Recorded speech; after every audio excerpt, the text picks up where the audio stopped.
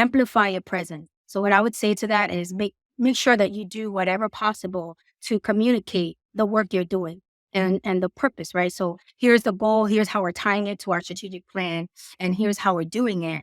This is what's available to you.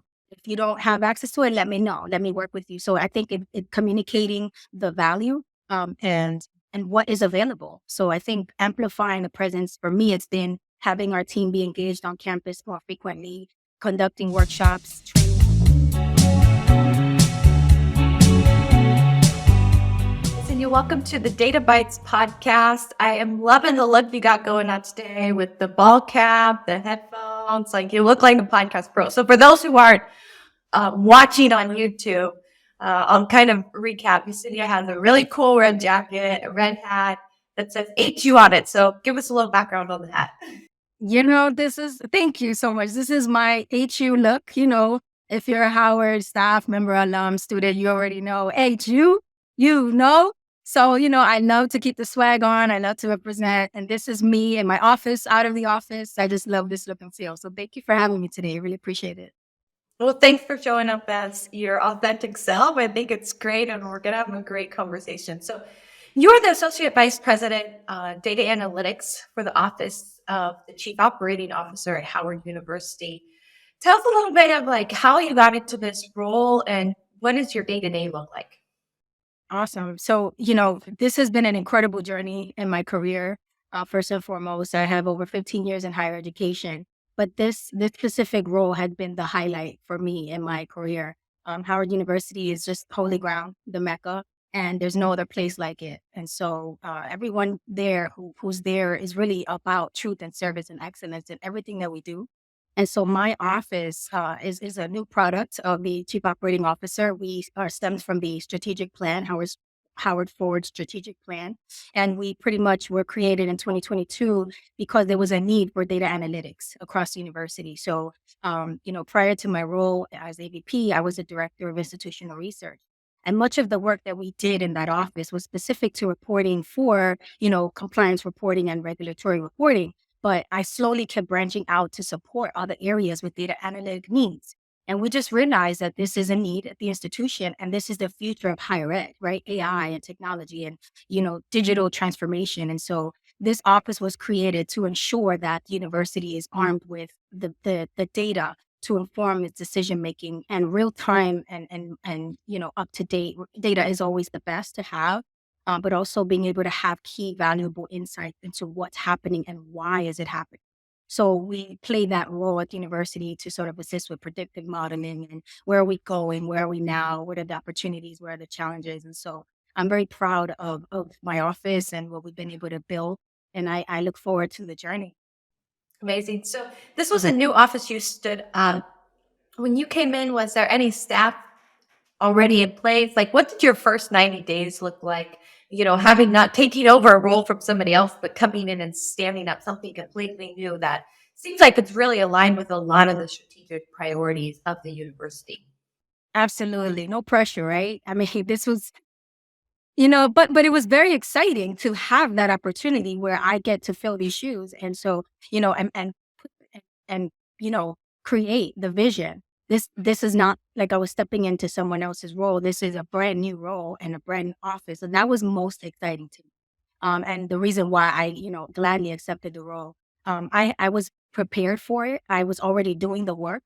I already had some gems on my team. I always say, you want to arm yourself with an army of soldiers, right? We're not experts at everything that we do. I certainly am not.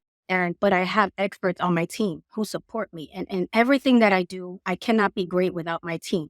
And so I acknowledge the work that we do. And first and foremost, that was my priority. I said, I want to make sure that Office of Data Analytics has the best staff, the best team that knows what we're doing, knows our vision, and understands the role. We're very detail oriented. So coming into that space, I had that first goal in mind, is to create a small team because budget constraints, I was very aware of that.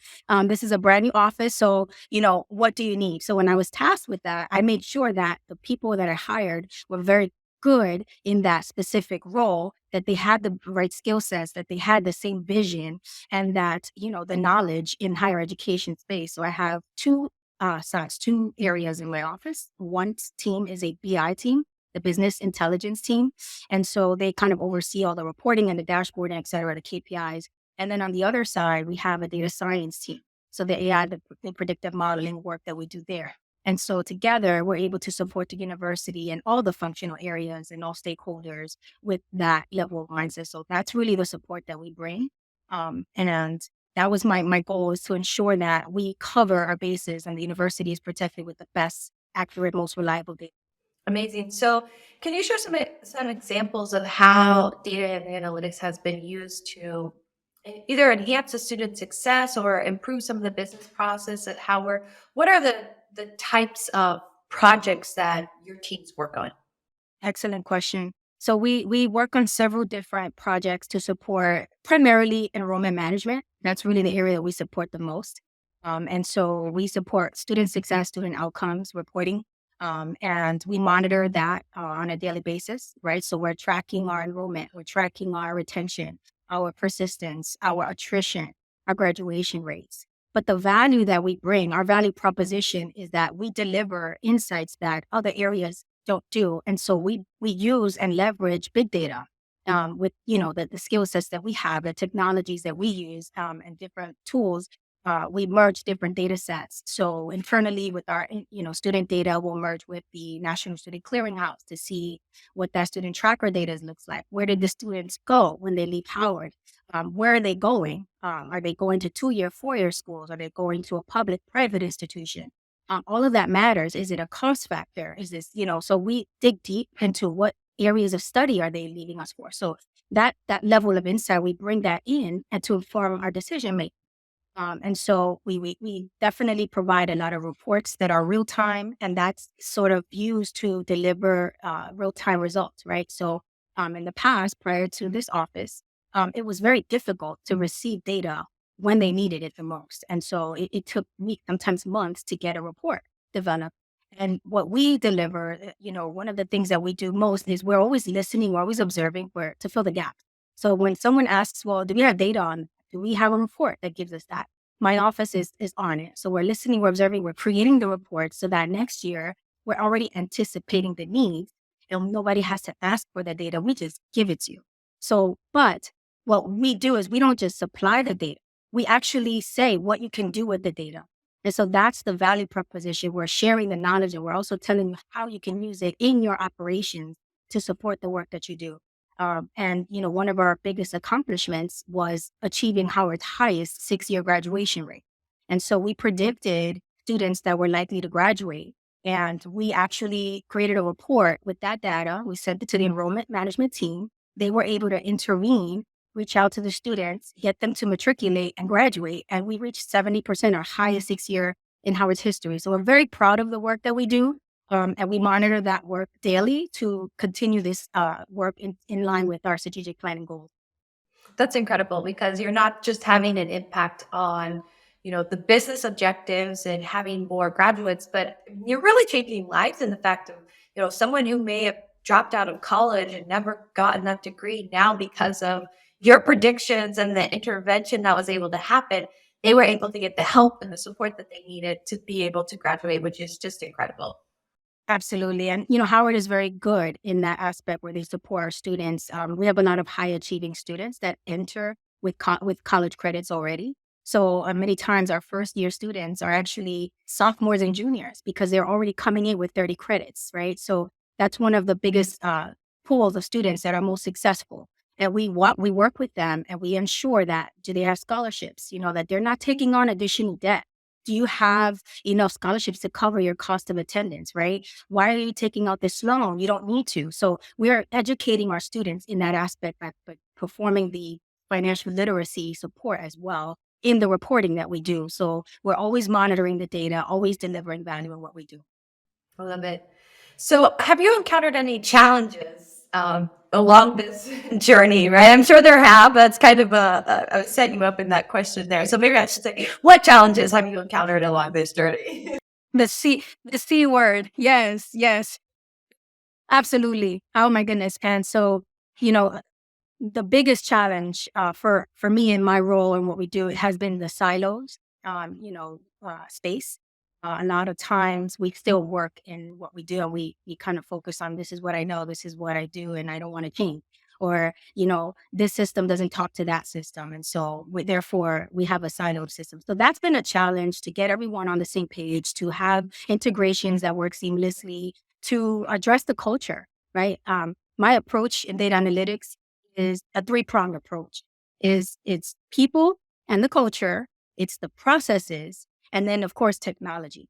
So I always look at it from that lens of, you know, building relationships is very important. Understanding what they do and why they do it and how they do it, right? And how can I support you? If I can cut your reporting time drastically, that's a win, right? And so that's the first thing. And then identifying what the culture is like and what the current processes are, right? And so where are the gaps? Where can we support to bridge those gaps? Data democratization. So now we're talking about technology, where our institution is actually implementing Workday Student right now. So we are moving over to a new ERP system, out with the old, in with the new. And so the future is the cloud. And so all of our data will now live in the cloud environment. It's a very big transformation for Howard. I'm very excited about it. There's a lot of improvement that's being made, a lot of exciting changes. And so what my role in that aspect is to ensure that the reports that we are, creating in the new system are accurate, reliable, of course, and that we have the appropriate security measures so that folks can go in and be empowered to run their own data. And so right now you have to kind of sit and wait for someone to give you data. So that's now going to be a thing of the past. And my number one goal has always been data democratization, data at your fingertips. What can I do to help you not have to wait? And so real time and automation and innovative. And so those are the goals and those are the values that we deliver with this digital transformation that Howard is experiencing. I believe that we're on the right track for success. Yes, it sounds like it. It's amazing to me how tried and true the people, process, and technology framework is. You know, this has been used in so many different aspects beyond just data and analytics, but it is the backbone of everything, right? And you can't, someone compared it to like a three-legged stool that if you try and remove any one of those, either the people, the process, or the technology, like it's going to fall over. You really have to have three. And so, I mean, that approach, and I'm sure you'll continue to see the team have much success. Absolutely. Absolutely. But there's a saying I read a quote once that said, when we're strong when we work together for each other. We're weak when we work against each other for ourselves. And that's something that I always keep in mind, right? So you want to make sure that you build those relationships to make sure you have the strengths in each area to be able to move forward in the same goal, the same line. So that's very important, I think. Teamwork is very important. So you have found your way from an analyst to a vice president. As you look back on your career, what advice would you give someone looking to move, from an analyst to a leadership position? Definitely take risks. Be bold and, take initiative and, build a data arsenal. So start to build a data warehouse for yourself, essentially, right? And arm yourself with the data points that you know are needed and required, that you know folks are going to ask for. So always, always be armed with those data points ahead of time and have year over year data available. Have peer comparison data available so you can compare your school to other schools, right? So having a data arsenal is super important. Taking risks, having a vision for where you're going for your team, that's always important. I always also say that your attitude matters. So you can't, change the situation. Sometimes you can't change the outcome of an issue, but you can control the way you approach it and your attitude. So that's very important. I think in the space and the work that I do, I've learned that it's been very valuable for me. And also, knowing your data. So understanding the data, knowing the data well, that's been very, very, very big for my role. And the reason why I was able to move up is because if there's anyone that knows the data well, it's me. And I think that takes time, right? It takes practice. It takes dedication. I'm, very passionate about this work. And so when you are passionate and you have, and that's your purpose, and that shows. So just stick to that and be very goal oriented. Yeah, one of the things you mentioned with your team is you not only, make sure you can get the data and provide the right reports, but also provide those recommendations. And I think this is an area that a lot of individuals struggle with because we focus so much on the hard skills. And you mentioned, hey, I really make sure that I know the data, I'm understanding the business. Any advice for individuals? How do you move beyond just providing a report, doing the work, making a prediction, to actually providing those recommendations for the business and truly being prescriptive in it? That's something I'm actually still working on because we are a new office. So it's a great question. Amplify your presence. So what I would say to that is make sure that you do whatever possible to communicate the work you're doing and the purpose, right? So here's the goal. Here's how we're tying it to our strategic plan, and here's how we're doing it. This is what's available to you. If you don't have access to it, let me know. Let me work with you. So I think it communicating the value and what is available. So I think amplifying the presence for me, it's been having our team be engaged on campus more frequently, conducting workshops, training sessions. And I think that's something that we're going to continue to do more and more. I love it. Yeah, it's incredible how much just getting out behind the computer helps, right? Going and talking to different people and making sure that you're just getting exposure to the day life. But I know as people in technology, it can be really tempting to just focus more on the tech skills, but it's really those soft skills and communicating with the other individuals that helps so much in the long run. Absolutely. Building those relationships, super important. Absolutely.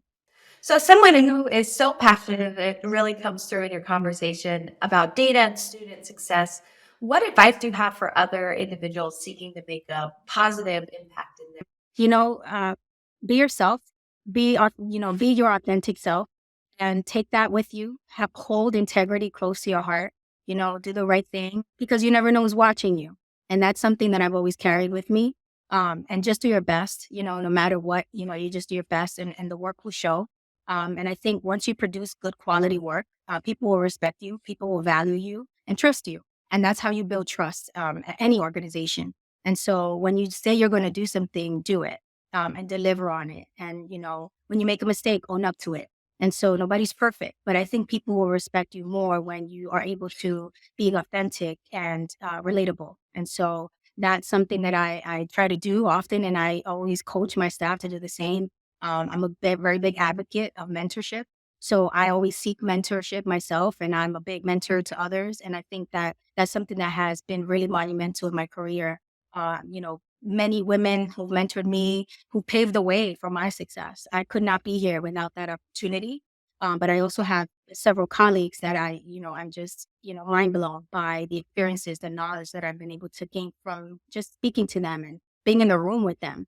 And so, also one of the things I always love is where you're in a room with smart people. You want to be, if you're the smartest person in the room, then get out that room and go somewhere else. I think that's always, I try to keep that in mind as well as make sure I'm kind of networking, make sure I'm arming myself with the knowledge and listening to podcasts and attending sessions and, making sure that I'm still learning. And so, no matter how, you grow in your career and how many times you can always continue to learn and educate yourself and become a better person and a better professional. So, you mentioned mentorship. What, in your opinion, makes a great mentor? A great mentor is someone who listens, someone who can take a seat and put themselves in your shoes and understand your perspective and open your eyes to other perspectives. That is something that was huge for me. Someone who can teach you values that, maybe you had not prioritized before. A mentor is someone who can lead the way, of course, lead by example, but also inspire you. Someone who just makes you feel empowered, makes you feel like you can do anything. And so just by having a conversation, you light up. And that has been for me, I have a few mentors that I can, just when I pick up the phone, I get very excited, just, having their time. So I think when you build a relationship with someone like that, it's very powerful. It's something that I hold dear to my heart. And I'm very grateful. I'm very appreciative because I've learned a lot. And I think for me, it has really helped me become the person that I am today in my career, my role. And I enjoy that and I value the mentorship that I have with my colleagues and my peers. And how have you gone about finding those mentors who now today I love the fact that you light up and get excited still every time you talk to them? Absolutely. Some of them, some of my mentors have been in the work that I do, right?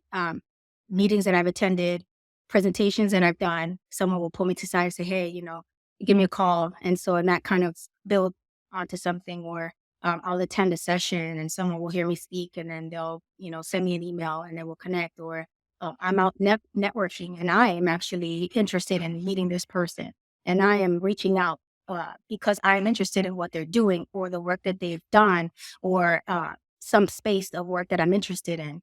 And so another area I could say is, be a mentor to someone, to a mentee. I'm very passionate about being able to coach others, and that because that has been big for me, right? So I'm a very big advocate in from my perspective. I'm a staff member at Howard University. I enjoy mentoring students. And every time there's a McDonald's right across the street, every time I go to the McDonald's, I ask the students, "You're a Howard student, what's your major? What are your goals? Tell me your favorite thing at Howard and your least favorite thing at Howard." And I love engaging in conversation and giving advice and support. And many times they always leave with a smile. They're like, "Wow, I'm so glad, to have had this conversation with you. You have no idea."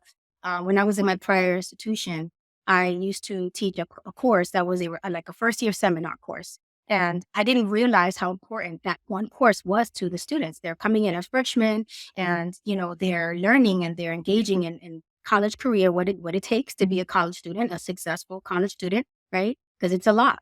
And so, and now many times the times are different than when I was in school. So, even the tools that we have, you have to learn how to use them. And so, having that relationship with the student to get them to see what it's like in the career as a professional, what to, prepare for after college. What is the real world like? I think many times our students need to hear that from not just a faculty member or someone who's higher cabinet or something, someone who's a staff member that they can relate to. I think it's important for them to see the perspective and the vision and hear from mentors like myself and others in that aspect. So I think that's very important. Well, this has been a fantastic conversation. Any advice for individuals as we wrap up today? Never give up. Continue to do your best. I would say, again, arm yourself with your data arsenal. The best data points. Continue to learn, continue to read, continue to learn new tools and new programming. Whatever it is in your space that can continue to level you up. Do that. And this has been a fantastic experience. So thank you for having me. And just be yourself, be your authentic self. That's my message to all. Thank you. I love it. Well, that's a great way to wrap up. That's how we started the episode here today. And it's definitely something that carries through in your message. And I can tell that you live and embody this. So thank you for being such a trailblazer and leading the way for so many individuals.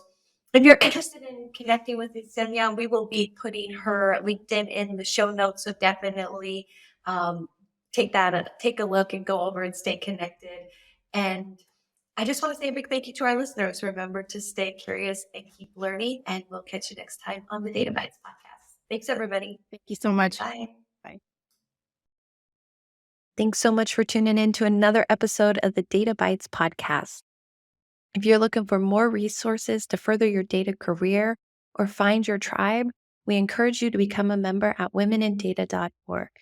See you on the other side.